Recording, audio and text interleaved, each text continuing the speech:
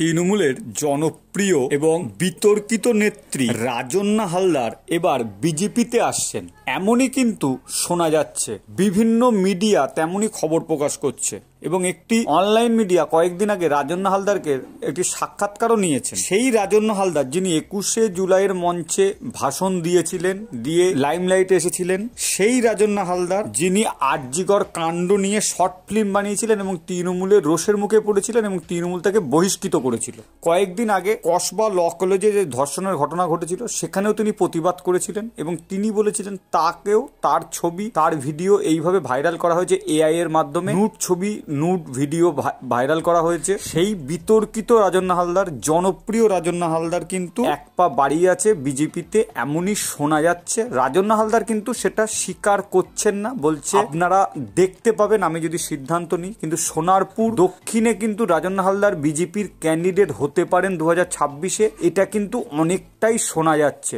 Lovely মৈত্রের বিরুদ্ধে তিনি দাঁড়াবেন বিজেপির হয়ে রাজন্না হালদার, এমনটা কিন্তু কানাঘুষো বিজেপির অন্দরে কান পাতলি শোনা যাচ্ছে। এখন মূল বিষয়টা হচ্ছে রাজন্না হালদার যদি বিজেপিতে আসে তাহলে সাধারণ মানুষ বিষয়টাকে কিভাবে নেবে, বিজেপির সাধারণ কর্মীরা বিষয়টা কিভাবে নেবে। একটা শ্রেণীর বিজেপি কর্মীরা কিন্তু অলরেডি বলা শুরু করেছে যে যেন না নেওয়া হয় রাজন্না হালদারকে। 2021-এর আগে দলে দলে বিজেপিতে যোগদান করেছিল তৃণমূলের নেতারা, আবার হেরে যাবার পর আবার তারা ম্যাক্সিমাম ফেরত চলে গিয়েছে।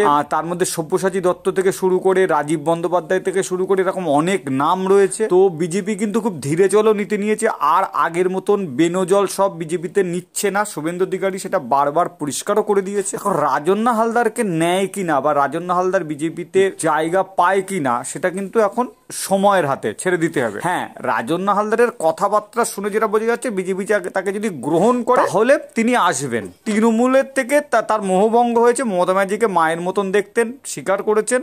এখন মোহভঙ্গ হয়েছে, তৃণমূলের তিনি বিষ নজরে রয়েছেন, বারবার বিতর্কের সৃষ্টি করেছেন এবং তৃণমূল তাকে ভালো চোখে দেখছে না, বহিষ্কার করেছে।